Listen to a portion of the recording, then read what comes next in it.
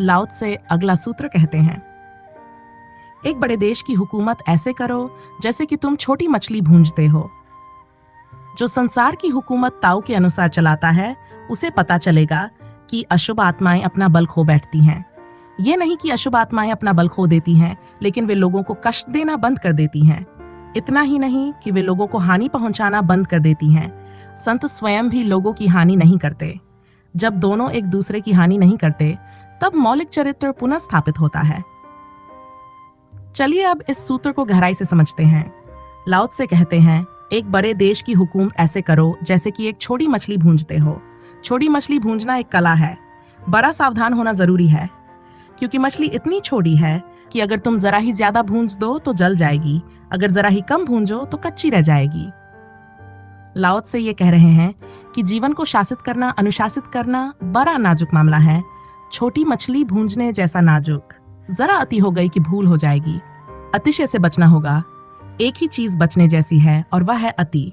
और मन की पूरी वृत्ति ऐसी है कि वह अति पर जाना पसंद करता है।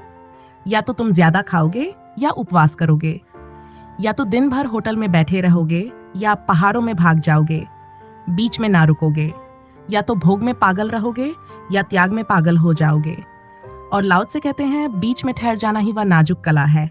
कभी अति पर मत जाओ। सभी अतियां गलत हैं, क्योंकि अति पर जाने का अर्थ ही यह हुआ कि तुम किसी चीज के विपरीत जा रहे हो। अगर तुम्हारे मन में क्रोध है तो अति यह है कि तुम कसम खा लो कि मैं कभी क्रोध ना करूंगा। अब यह अति हो गई। अब तुम क्रोध के दुश्मन होकर बैठ गए। जिसके तुम दुश्मन हो गए, उसका उपयोग कैसे करोगे? जिससे झगड़ा मोल ले लिया, अब तुम उसे संजोओगे कैसे? इसीलिए धर्म के नाम पर कुछ लोग अंधे हो गए हैं, कुछ लंगड़े होकर बैठे हैं, कोई लूला हो गया है, कोई बहरा हो गया है। धर्म के नाम पर लोग अंगों को काट रहे हैं, उनका उपयोग नहीं कर पा रहे हैं। अति पर तुम गए कि विरोध शुरू हुआ। काम वासना जीवन में है, तुम ब्रह्मचर्य की कसम ले लो, फिर तुम मुश्किल में पड़ोगे, क्योंकि यह अति हो गई। और अति पर कोई भी ज्यादा देर तक नहीं रह सकता।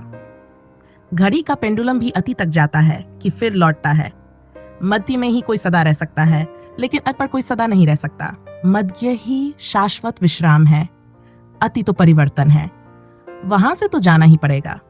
सुख एक अति है, दुख एक अति है। इसीलिए तो ज्यादा देर तुम दुखी भी नहीं रह सकते, ज्यादा देर सुखी भी नहीं रह सकते। सुख भी आएगा और जाएगा, दुख भी आएगा और जाएगा। लेकिन अगर तुम दोनों के मध्य ठहर जाओ, उस मध्य के ठहरने को हमने शांति कहा है, संतोष कहा है। वह ना सुख है ना दुख, वह दोनों के ठीक बीच में रुक जाना है। बड़ी नाजुक कला है। और जरा सा ही तुम मध्य से इधर उधर हुए कि अड़चन शुरू हो जाएगी। इसीलिए तो ज्ञानी कहते हैं, खड़ग की धार है, इधर गिरे तो कुआन है, उधर गिरे तो खाई है, मध्य में मार्ग है। बुद्ध ने अपने मार्ग को नाम दिया मध्यम निकाय, दी मिडिल वे। और लाओ त्से की सारी शिक्षा गोल्डन मीन, मध्य में रुक जाने की है। इसको वह कहते हैं छोटी मछली को भूंजने की कला। जरा इधर उधर हुए कि भटके, ठीक मध्य में रहे तो ही मछली बचेगी। लाओ त्से आगे कहते हैं, जो संसार की हुकूमत ताओ के अनुसार चलाता है, उसे पता चलेगा कि अशुभ आत्माएं अपना बल खो बैठती हैं। ये नहीं कि अशुभ आत्माएं अपना बल खो देती हैं, लेकिन वे लोगों को कष्ट देना बंद कर देती हैं। इतना ही नहीं कि वे लोगों को हानि पहुंचाना बंद कर देती हैं, संत स्वयं भी लोगों की हानि नहीं करते। इस वचन को याद रख लेना, क्योंकि साधारणतः तुम्हें लगेगा संत तो वही है जो किसी की हानि नहीं करता। और लाओ त्से कह रहे हैं कि संत भी स्वयं लोगों की हानि नहीं करते। इसका मतलब है संत से भी हानि की संभावना है। अगर संत सज्जन हो तो हानि होगी, और सज्जन और संत में फासला करना बहुत मुश्किल है। छोटी मछली भूंजना भी आसान है, संत और सज्जन में फासला करना बहुत मुश्किल है।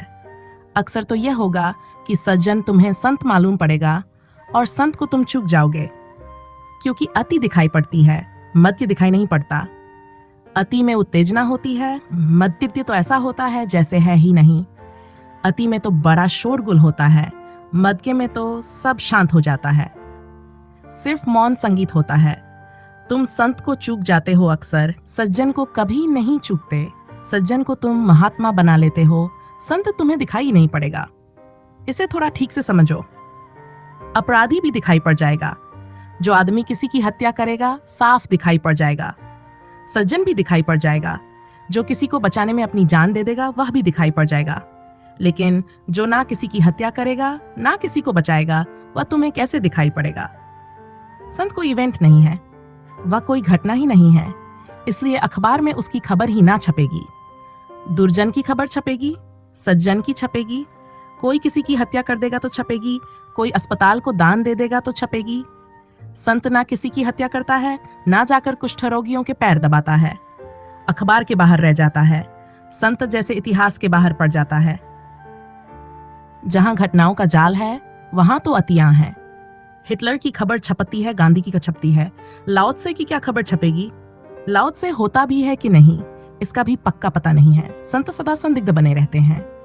बाद में भी लोग पूछते हैं ऐसा आदमी हुआ है क्या?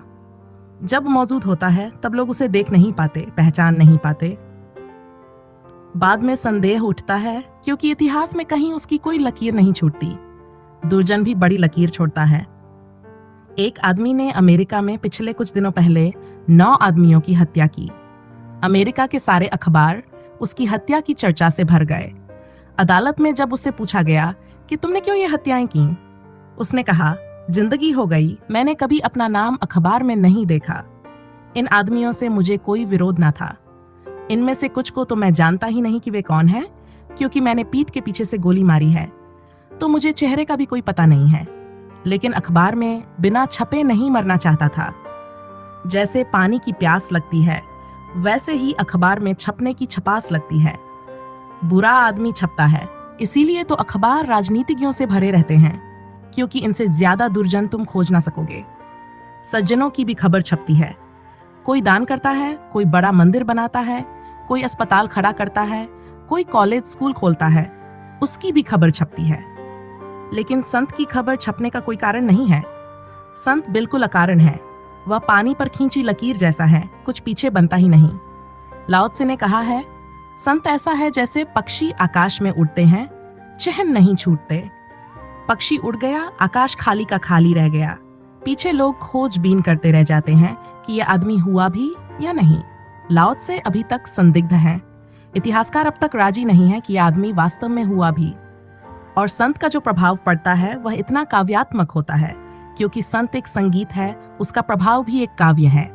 उसी कारण वह पुराण जैसा लगता है, इतिहास जैसा कभी नहीं लगता। समझने की कोशिश करो। लाओ त्से को प्रेम करने वाले लोगों ने लिखा कि वह बूढ़ा ही पैदा हुआ। अब लोग कहेंगे ऐसा कहीं होता है, ये तो पागलपन सी बात हो गई।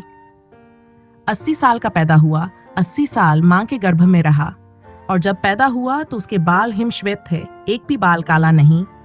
ये तो अपने हाथ से उसे इतिहास से बाहर फेंकना है। लेकिन ये काव्य है, ये मिथ है, पुराण है। और लाओ त्से जैसे व्यक्ति के जीवन में इतना अंतर संगीत है कि उसका प्रभाव भी काव्य में ही पड़ता है। मानने वाले ये कहते हैं कि लाओ त्से जन्म के साथ ही बोधपूर्वक जिया, इसलिए वह बूढ़ा है, वरना ज्यादातर लोग तो बचकाने ही मर जाते हैं। 80 साल का आदमी भी बचकाना ही मरता है। असल में 80 साल के हो जाओ तो भी खिलौनों का ही खेल चलता है। खिलौनों के बाहर कहाँ हो पाते हो। धन संपत्ति खिलौना है, यश पद प्रतिष्ठा खिलौना है। खिलौना मतलब जो खेल में उलझाए रखे। कोई राजनीति के खेल में लगा है तो राजनीति उसका खिलौना है। लोग जिंदगी भर दिल्ली जाने में लगे रहते हैं, ये सोचे बिना कि दिल्ली पहुंचकर करेंगे क्या, वहां जाकर ही सोचेंगे। और जब पहुंचते हैं तो समझ में आता है कि अब क्या किया जाए, लेकिन तब पीछे लौटना संभव नहीं होता क्योंकि बदनामी होगी। अब तो पूंछ कट गई, पीछे जाकर क्या बताएंगे। तो पहले दिल्ली जाने में व्यस्त रहते हैं, फिर वहां टिके रहने की कोशिश में, और ये खेल बुढ़ापे तक चलता है। इसलिए ये कहना कि आदमी बचकाना ही मर गया हमें कोई अड़चन नहीं देता। लेकिन लाओ त्से के जीवन में उल्टी घटना घटी। वह बचकाना कभी था ही नहीं, बूढ़ा ही पैदा हुआ। बड़ा काव्यपूर्ण वक्तव्य है, मगर इतिहास में इसे जमाना मुश्किल है। जो मध्य में जीता है वह संगीत में जीता है। उसका प्रभाव भी स्वप्न जैसा होता है, बड़ा काव्यात्मक होता है। जैसे एक झोंका आया, फूल की सुगंध आई और चली गई, और फिर तुम याद करते रह गए। लेकिन फूल की सुगंध किसी को बताओ भी तो कैसे बताओ। लाओ त्से जैसे फूल कभी कभी ही खिलते हैं, आकाश कुसुम की भांति, पृथ्वी के फूल नहीं। इसलिए उनकी सुगंध की याद जिन पर छूट जाती है वे गीत गाते हैं, नाचते हैं, उत्सव मनाते हैं, लेकिन बता नहीं पाते कि हुआ क्या है। वे बस मदमस्त हो जाते हैं। इस सारी बात के पीछे कारण यही है कि संत मध्य में जीता है, नहीं तो इतिहास में कोई परिणाम छोड़ ही जाता। जो संसार की हुकूमत ताओ के अनुसार चलाती है, उसे पता चलेगा कि अशुभ आत्माएं अपना बल खो बैठती हैं। पर ध्यान रखें, इसका मतलब यह नहीं कि अशुभता की ऊर्जा मिट जाती है। ऊर्जा नष्ट नहीं होती, बस रूप बदल लेती है। पर उस रूपांतरण का परिणाम यह होता है कि वह आत्मा लोगों को कष्ट देना बंद कर देती है। इतना ही नहीं, जो व्यक्ति अशुभ चेतना के प्रभाव में था, वह लोगों को नुकसान पहुंचाना छोड़ देता है। और इससे भी आगे की बात यह है कि संत स्वयं भी किसी की हानि नहीं करते। संत वैसे जीते हैं जैसे हवा का एक चौंका तुम्हारे पास से गुजर जाते हैं। स्पर्श तो होता है, याद भी रहती है, पर वे कुछ जोर से थोपते नहीं, तुम्हें बदलने के लिए आतुर नहीं रहते। अक्सर तो वही लोग जो किसी को सुधारने की जोरदार कोशिश करते हैं, उसी कोशिश की वजह से बुरे बन जाते हैं। इसलिए किसी को जबरन सुधारने की कोशिश मत करो। अगर तुमने कोशिश की और वह और बुरा हो गया, तो अपनी असफलता पर खुद को दोषी ना मानो। बहुत बार तुम्हारी अत्यधिक कोशिश ही वजह बनती है। बेटे की अस्मिता ठप हो जाती है और तब वह आदेश तोड़ता ही है, वरना शायद जीवित ही ना रह सके। यह प्राकृतिक है। 9 महीने बाद बच्चा गर्भ से बाहर जाना ही चाहिए। बाहर जाकर ही वह अपने अस्तित्व को परखेगा। जब वह पड़ोस के बच्चों के साथ खेलना शुरू करता है, मां से और दूर चला जाता है। स्कूल, हॉस्टल, प्रेम, हर कदम पर वह दूर जाता है और तब उसके भीतर अपनी पहचान बनती है। यही प्रक्रिया जीवन का विकास है। और जब बेटा किसी स्त्री के प्रेम में पड़ता है, तो माँ बाप के भीतर एक अलग तरह का दर्द उठता है। वे विवाह को स्वीकार कर लेते हैं, पर प्रेम को कम ही सहते हैं, क्योंकि विवाह में वे आयोजनकर्ता होते हैं। प्रेम का आयोजन तो बेटा स्वयं करता है, और यही बात माता पिता के लिए स्वीकार करना कठिन होता है। इसलिए बहुत सी माताएं इतना दबा देती हैं कि बेटे का प्रेम होना असंभव सा हो जाता है, और कुछ एक्सट्रीम मामलों में तो हत्या जैसी त्रासदी भी घट जाती है। प्रकृति चाहती है कि वे व्यक्ति बने, और व्यक्ति बनने का एक रास्ता है आज्ञा तोड़ना।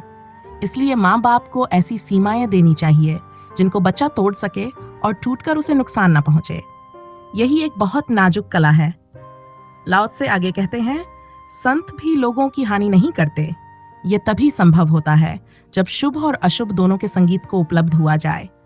तब संत किसी को बदलने की चेष्टा नहीं करता, पर उसकी निश्चेष्टा में ही लोग बदल जाते हैं। संत किसी की गर्दन नहीं जकड़ता, किसी पर दबाव नहीं डालता, लेकिन उसकी उपस्थिति, उसकी हवा, उसकी रोशनी ही परिवर्तन का कारण बन जाती है। यही है बिना किए करने की कला।